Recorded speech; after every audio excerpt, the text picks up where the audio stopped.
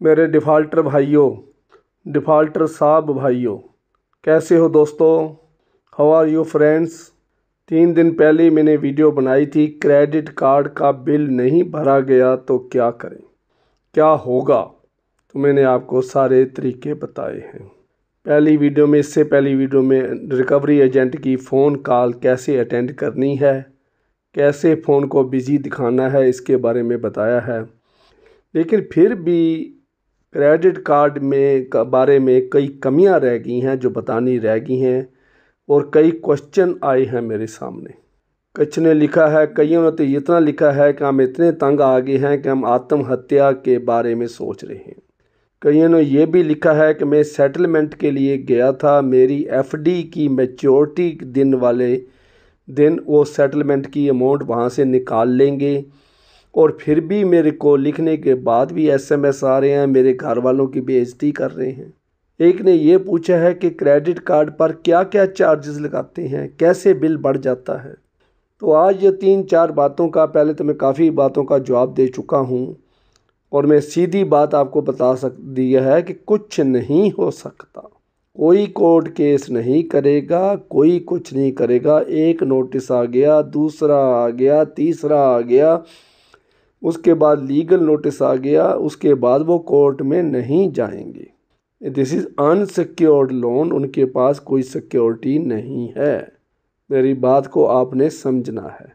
ये mental pressure create करके, डरा के, धमका के, सोशल प्रेशर पा के ये कर रहे हैं। एक ने ये भी लिखा है मेरे को, कि लेडी ने लिखा है, एक लड़की है जिसकी उम्र 35 ईयर्स है, और उसने मेरे को लिखा है कि भाई अरोड़ा जी, मेरे जो फेसबुक का आईडी है वहाँ से जो मेरे फ्रेंड्स हैं, फेसबुक फ्रेंड्स हैं, उनको मैसेज किया गया थ्रू मैसेंजर, और उनके फ़ोन नंबर नोट करके, उनकी अबाउट इंफॉर्मेशन से फ़ोन नंबर निकाल कर, फ़ोन की सर्च करके उनके फ्रेंड्स, उनके आगे फ्रेंड्स को उनको फ़ोन कर दिया गया, और मेरे को बहुत बदनाम कर दिया, और मैं सुसाइड करने वाली हूँ।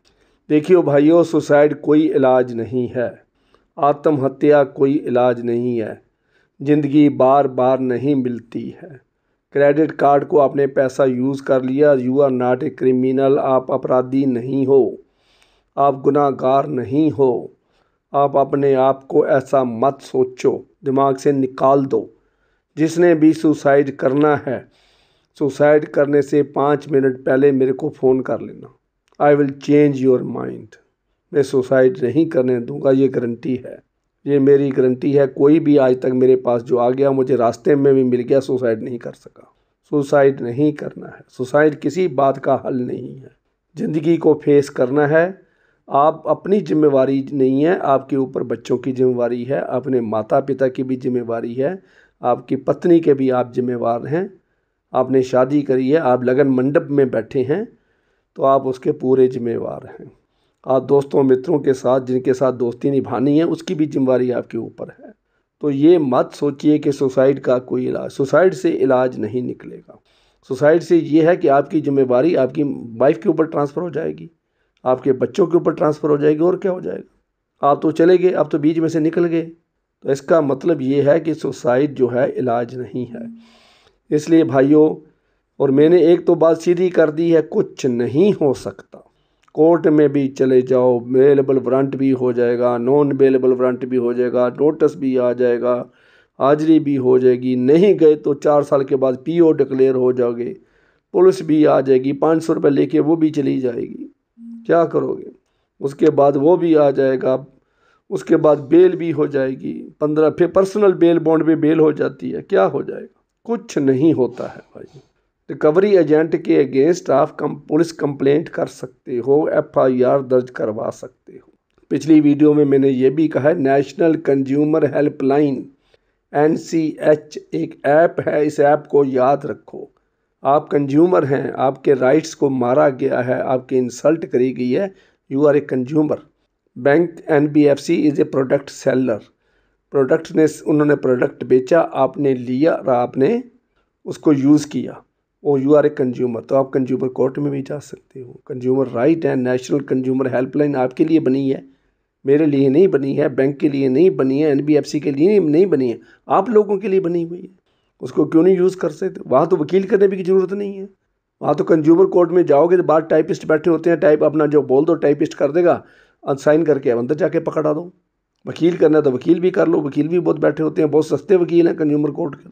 कोई प्रॉब्लम नहीं है, आप अपना केस खुद लड़ सकते हैं। क्रेडिट कार्ड में कोई कैद नहीं हो सकती, कोई कुछ नहीं हो सकता, कोई रिज़ल्ट नहीं निकलेगा। ये तो सिर्फ अपने दोस्तों, मित्रों, रिश्तेदारों को डरा धमका के, मैसेज दे के, मोहल्ले को इकट्ठा करके ये करते रहे। अब तो सुप्रीम कोर्ट की guideline, reserve bank of India की गाइडलाइन 23 सितंबर 2023 की जो गाइडलाइन है मैं बता भी चुका हूँ, वीडियो में दिखा भी चुका हूँ। गूगल पे आप जाके सर्च कर लो, लेटेस्ट गाइडलाइन और reserve bank about recovery agent. उनको टाइम फिक्स कर दिया है कि 8 बजे से पहले सुबह नहीं आ, शाम के 7 बजे के बाद नहीं आ सकते, फ़ोन नहीं कर सकते, SMS नहीं भेज सकते, मोहल्ले वालों से नहीं मिल सकते, रिश्तेदारों को नहीं बता सकते। ये पहले की बात है कि फेसबुक पे फ्रेंड्स को कर दिया, ये तो पहले रिकवरी एजेंट करते। आज ये लेटेस्ट बात हुई है तो मरने वाला काम उसने किया है। दूसरी बात ये है कि मैं जो इनका लीगल नोटिस होता है वो 95% नहीं तो 90% फेक लीगल नोटिस होता है। ये नकली वकील बन के उसका लेटर पैड कंप्यूटर से प्रिंट निकाल लेते हैं, स्कैन करके उसका प्रिंट निकाल लेते हैं। जब मरे हुए वकील का, कोई वकील मर गया उसके लेटर पैड ले लेते हैं, कोई वकील डिसमिस हो गया जिसका लाइसेंस कैंसिल हो गया उनके लेटर पैड लेके ये लीगल नोटिस निकाल लेते हैं। आप डर जाते हैं। अच्छा, उनके ऊपर जो फ़ोन नंबर लिखा होता है ये एडिट करके अपना फ़ोन नंबर डाल देते हैं। जब आप फ़ोन वहाँ डालते हो तो वही सड़क छाप जो है वो हरामी रिकवरी एजेंट है, वही फ़ोन उठा लेता है। मैं वकील बोल रहा हूँ 30,000 कोर्ट से, तो आप डर जाते हो ये तो सचमुच वकील है। वो नकली वकील होता है, असली नहीं होता। भाइयों मेरी बात मान जो, मैं तजर्बे कर चुका हूँ। मैं जो बात बता रहा हूँ प्रैक्टिकली बता रहा हूँ, मैं थ्योरेटिकल बात नहीं बताता। और आगे एक ये पूछा है, चौथा क्वेश्चन ये था कि बिल कैसे बढ़ता है। जब ये लगाते हैं, आपने अमाउंट ले ली, 45 दिन के बाद उसके ऊपर इंटरेस्ट शुरू हो जाता है। इंटरेस्ट कितना होता है ये पता है? 4%, 4% प्लस GST भी लगता है, लेट पेनल्टी पेमेंट चार्जेस भी लगता है, फाइनेंस चार्जेस भी लगता है। ये बहुत बढ़ा देते हैं। इनका देखो दस्तूर डबल है, ड्यूल पॉलिसी है इनकी। जब आपका सिब्बल इन्होंने ठीक करना, मान लीजिए आज आप सारे पैसे दे दो, सिब्बल 3 महीने ठीक नहीं करते, 3 महीने सिब्बल ठीक नहीं होता। उसके बाद ये है कि अगर कोई आपने नेगेटिव काम कर दिया, नहीं भरा, तो सिब्बल एकदम ख़राब हो जाता है। ये ड्यूल पॉलिसी है इनकी। सिब्बल जो है credit information bureau India limited, ये कंप्यूटर से पॉजिटिव बात को नहीं उठाता है। आज आपने लोन भर दिया, बैंक का लोन मान 10 लाख, आज 10 लाख इकट्ठा भर दो, उसका लोन अकाउंट क्लोज हो गया, बैंक ने क्लियरेंस लेटर दे दिया, लेकिन 3 महीने सिब्बल ठीक नहीं होता है। क्यों नहीं होता है? कि सिब्बल का जो एल्गोरिदम है कंप्यूटर का, तो वो जो बैंक के कंप्यूटर से उठाता है वो पॉजिटिव डाटा 90 डेज़ के बाद उठाता है, और नेगेटिव डाटा जो है इमीडिएटली उठाता है। ये अंदर की बातें हैं, मैं तो प्रैक्टिकली करके आया हूँ, इसलिए मुझे पता है। ये किसी यूट्यूबर को, किसी रिकवरी एजेंट को, किसी NBFC को भी नहीं पता है, क्योंकि इनका जो पासवर्ड था वो मेरे पास था।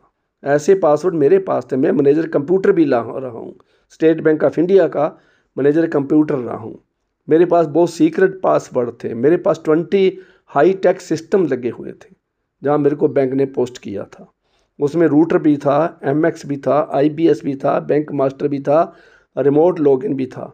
उसके बाद उसमें एलिनोर था और एलरिकॉन भी था और डाटानेट भी था, स्विफ्ट भी था। तो ऐसे 20 सिस्टम्स का मैं इंचार्ज रहा हूँ। 20 पासवर्ड मेरे पास थे। तो आप सोचिए कि ये जो अंदर की बात कोई नहीं बता सकता, जो बताएगा वो झूठ है, अंदाज़ा बता देगा ऐसे होता है, सुनी सुनाई बात बता देगा। लेकिन मैंने प्रैक्टिकली करा है। ये सिब्बल कब कितने दिन के बाद उठाएगा और क्यों नहीं उठाता, करके तजर्बा देख लेना। 5 लाख आपने बैंक का देना, आज 5 लाख आज ही दे दो, और 3 हफ्ते बाद सिब्बल स्कोर देखो वहीं का वहीं खड़ा होगा। और दूसरी तरफ आज आपने डिफ़ॉल्ट किया है, आज आपके 90 डेज़ पूरे हो गए, आपका अकाउंट NPA बन गया, आपने पेमेंट नहीं करी है, तो क्या होगा? 2 दिन के बाद आपका सिबिल ख़राब हो जाएगा। आप क्रेडिट कार्ड वालों से सेटलमेंट कर लो। सेटलमेंट करने के 72 घंटे के बाद आप देखना वहाँ लिखा होगा वेव्ड। सिबिल स्कोर चेक करके देखा वेव्ड, या लिखा होगा सेटलमेंट, तो आपका ये इसने सेटलमेंट करी। सेटलमेंट का मतलब फाइनेंशियल डेथ है। फाइनेंशियल डेथ का मतलब आप किसी लोन के हकदार नहीं हो, फाइनेंशियली आपकी मौत हो गई है। जैसे पॉलिटिकल डेथ हो जाती है, लीडर को गलती कर जाता है, बदनाम हो जाता है, उसकी पॉलिटिकल डेथ हो जाती है। ऐसे सिबिल स्कोर डाउन होने से फाइनेंशियल डेथ हो जाती है। ये आदमी फाइनेंशियली बुरा है, बदनाम है, घटिया है, लो मेंटालिटी का है, इसका जो अनबैलेंस्ड एटीट्यूड है, या इसको कह लो कि इसके पास ये कंगाल है, ये इसका दिवालिया कह लो, कुछ कह लो उसको, सिबिल स्कोर जिसका ख़राब है। जैसे हकीम नब्ज़ चेक करके आपके सारे शरीर का बता देता है कि वात है कि पित्त है कि गैस है क्या नहीं है, आपके पेट में गड़बड़ है कि आपके मसाने में गर्मी है, या आपके हार्ट में कोई प्रॉब्लम आने वाली है, या आपको बवासीर है, आपको शुगर है। तो सारी जो समझदार हकीम हुआ करते थे नब्ज़ देख कर ही बताते थे। आज के डॉक्टर टेस्ट लिख देते हैं, 11 15 टेस्ट एक बार में लिख के दे देते हैं, जाओ जी करा के ले आओ। ये डॉक्टरी नहीं है। जो टेस्ट देखकर रिपोर्ट देखकर बताता है वो डॉक्टर नहीं है। फिर उसके तजर्बे का क्या बेनिफिट हुआ? 10,000 पेशेंट चेक करने वाला डॉक्टर ये कहता है कि आप टेस्ट करवा के ले आओ। टेस्ट में आ गया इसको शुगर है, तो वो कहता है आप शुगर के मरीज हो, और शुगर की दवाई लिख देता है। क्या बहादुरी हुई इसमें? इसी तरह जो सिबिल स्कोर जो है, this is your test report. CIBIL score से उनको ये पता चलता है इसका हेल्थ कोड क्या है। ये जो बारोवर है, ये जो पैसे लेने वाला, उधार लेने वाला आदमी है, इसका ट्रैक रिकॉर्ड क्या है, इसका एक्सपीरियंस, आप खुद फ्री कर सकते हो सिबिल स्कोर चेक। तो सिबिल की ऐप में जाके पहले 3 जो हैं सिबिल स्कोर चेक करने हैं पर्सनल, जो आपका पैन कार्ड के डाल के आप खुद भी चेक कर सकते हो। तो ऐसे तरीके हैं, तो सिबिल से ही आपको डाटा पता चलता है। तो ये सिस्टम है क्रेडिट कार्ड का। क्रेडिट कार्ड आपका कुछ भी नहीं बिगाड़ सकते सिवाय सिबिल स्कोर ख़राब करने के। सिबिल स्कोर ख़राब हो गया तो उसके बाद उनके पास कोई चारा नहीं। वो रिकवरी एजेंट लगा देंगे, थर्ड पार्टी एजेंसी को दे देंगे, वो आके उल्टा सीधा बोल जाएंगे। करना उन्होंने कुछ नहीं है, प्रैक्टिकली वो कुछ नहीं कर सकते। सुप्रीम कोर्ट ने ये भी इंस्ट्रक्शन दे दी है, किसी की बाइक नहीं उठानी है, किसी की गाड़ी नहीं उठानी है, किसी का भी किसी तरह का कोई भी व्हीकल को हाथ नहीं लगाना है, किसी के घर के अंदर नहीं जाना है। देखो सुप्रीम कोर्ट ने तो ये भी कहा है मसल मैन नहीं भेजना है, मसल मैन नहीं जाएगा। जो DRA बन के टेस्ट पास करके डेट रिकवरी एजेंट बन के आया है, अप्रूव्ड है, उसके पास अथॉरिटी लेटर है, उसके पास होम विजिट ऑथराइजेशन लेटर है, तब वो आके दरवाजे की घंटी मार के बाहर खड़ के बात कर सकता है। अंदर तो आप अपने डर के लिए बुलाते हो कि अंदर आ जाओ, मोहल्ले में हमारी बेइज्जती हो जाएगी, कोई देख लेगा। अंदर आना उसको अलाउड नहीं है। अगर लेडीज़ घर में बैठी हैं और आदमी घर में नहीं है तो एंटर नहीं करेगा। सारे रूल हैं, गाइडलाइन लिखी है, मास्टर सर्कुलर मैंने आपको वीडियो में दिखाया हुआ है। तो मास्टर सर्कुलर के पेजेस ज़्यादा हैं, तो आप गूगल पे सर्च करके master circular recovery agent guideline, date recovery agent DRA guideline लिख दें तो सर्कुलर सारा आपके सामने आ जाएगा। सारा आप पढ़ सकते हो, घबराने की ज़रूरत नहीं है, चिंता छोड़ के बैठो। जिनके पास पैसा है, देखिए ये अगर पैसा आ गया, आज आपकी हालत ठीक हो गई है तो आप चुका दो। ये मॉरल ड्यूटी है इंसान की। कहीं से हमने किसी का पैसा लिया है तो उसका पाई चुकानी बनती है, ये असूल है ज़िंदगी का। लेकिन लाचारी आ गई, बीमारी आ गई, बिजनेस ख़त्म हो, जैसे कोरोना महामारी थी। अब कोरोना में जिनका बिजनेस ख़राब हुआ अभी तक वो सेटल नहीं हुए। कोरोना 2020 में आया था, तो मैंने कभी भी किसी को प्रेशराइज़ नहीं किया। कोरोना में जिनका ख़राब हो गया मैं उनको कुछ नहीं करा। तो ऐसे मैंने एजेंट भी देखे हैं जिनको मैं समझाता भी रहा हूँ कि जिनकी कोरोना की महामारी पड़ गई है उनको भी आप थोड़ा लीनियंटली बातचीत करो। ये नहीं कि कहना नहीं है, कहना तो है, लेकिन बहुत एग्रेसिवली नहीं कहना है, उनको बेइज्जत नहीं करना है। कि जिनके बस से, ये बियॉन्ड ह्यूमन कंट्रोल है, इंसान के बस में है ही नहीं है। जब कोरोना आ गया, मुंह पे कपड़े बांधे हुए हैं, मास्क लगे हुए हैं, बात ही नहीं कर सकते, हाथ ही नहीं मिला सकते, किसी चीज़ को हाथ से पकड़ आके दूसरे को दे नहीं सकते, जगह जगह पर सैनिटाइज़र लगाने पड़ रहे हैं। कितने खर्चे हमारे ऊपर पड़ गए, कितने लोगों ने लूटा है हमारे को, कितना सैनिटाइज़र महंगा हो गया। दिनों में सैनिटाइज़र कहाँ से आ गया? करोड़ों बोतलें सैनिटाइज़र की मार्केट में आ गई, एक दिन में कैसे आ गई? इतने मास्क कैसे तैयार होके आ गई? पैरासीटामोल की गोली बाज़ार में मिलनी बंद हो गई, डोलो मिलनी बंद हो गई।